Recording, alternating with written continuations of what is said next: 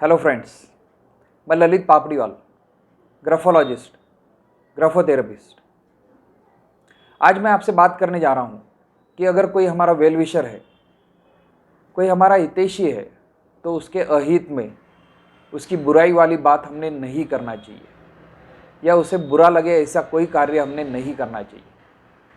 इसके लिए मैं एक छोटी सी कहानी आपको बताने जा रहा हूँ। यह कहानी है एक ऋषि की और एक चूहे की।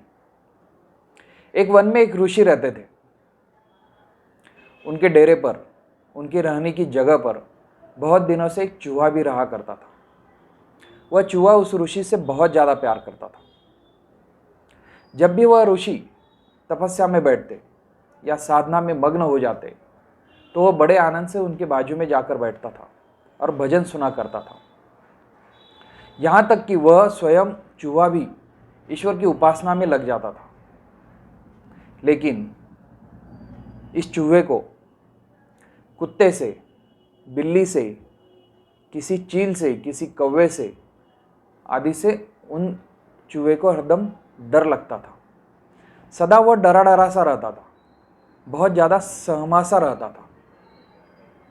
एक बार ऋषि के मन में आया कि यह चूहा बहुत ज़्यादा डरा सा रह रहा है, क्यों न इसे शेर बना दिया जाए, ताकि यह जंगल में, यह वन में बेधड़क, बिना हिचक के घूम सके और यह किसी से ना डरे।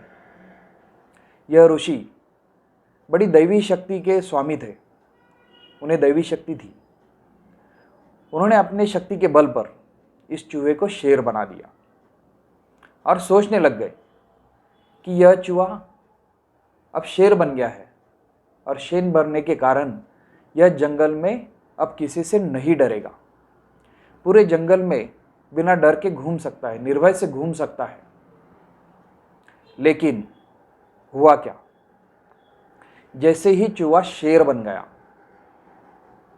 उसकी सोच बदल गई। वह सारे वन में, जंगल में बेहिचक घूमने लग गया, बेधड़क घूमने लग गया। सारे जानवर उससे डरने लग गए, उसे प्रणाम करने लग गए, उसकी जय जयकार करने लग गए। किंतु यह ऋषि इस बात को जानते थे कि यह शेर नहीं है, यह चूहा है।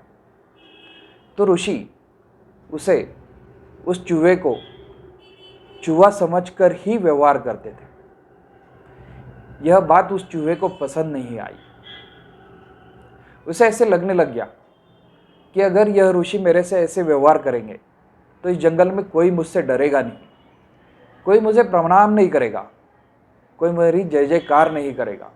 मेरा जितना मान है, जितना सम्मान है, यह कम हो जाएगा और इससे दूसरे जानवरों के मन पर भी इसका परिणाम होगा, इसका असर होगा। वह मुझसे घृणा करने लगेंगे, वह मेरा अनादर करने लग गए। इसलिए इस चूहे ने सोचा कि क्यों ना मैं इस ऋषि को ही मार डालूं, क्योंकि वह शेर बन चुका था और शेर बनने के कारण वह सोच रहा था कि मेरे में बहुत ज़्यादा ताकत है और मैं इस ऋषि को मार सकता हूँ। क्यों ना मैं इस ऋषि को ही मार डालूं, ताकि क्या होगा, ना रहेगी बांस, ना बजेगी बांसुरी। तो वह क्रोध में आ गया और वह शेर उस ऋषि को मारने के लिए क्रोध से चला गया।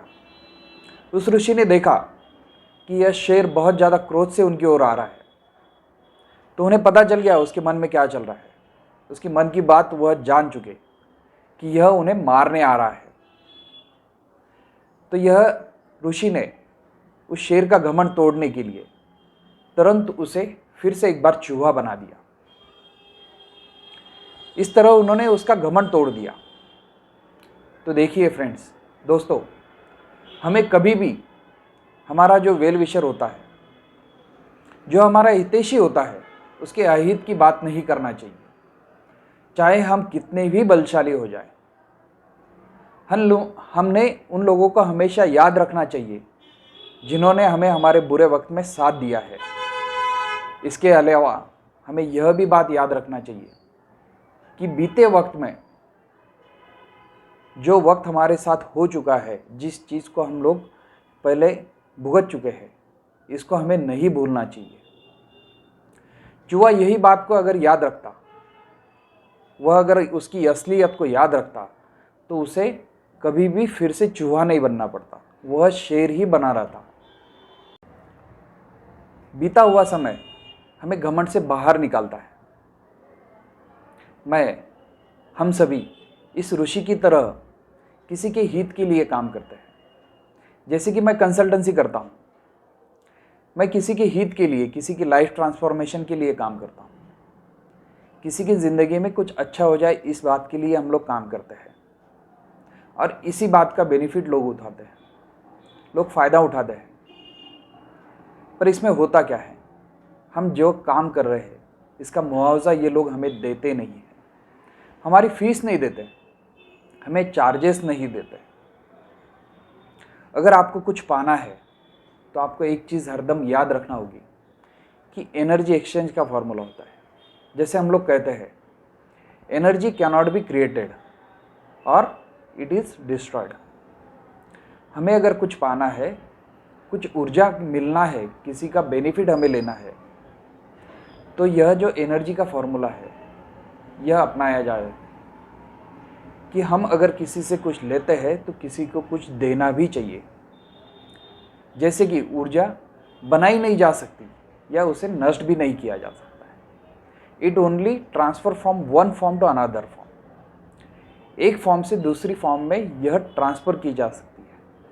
इसी तरह हम लोग जो एनर्जी की बातें कर रहे हैं, हम लोग किसी को किसी के बेनिफिट की बात कर रहे हैं, तो उसका एक ट्रांसफॉर्मेशन होना चाहिए फीस के माध्यम से या पैसों के माध्यम से, कि हमें सामने वाले ने कुछ दिया है, हमारा भी कोई कर्तव्य बनता है कि हम इन्हें कुछ दें, तो ही आपको उस बात का बेनिफिट मिल सकता है, आप बड़ा बन सकते हो।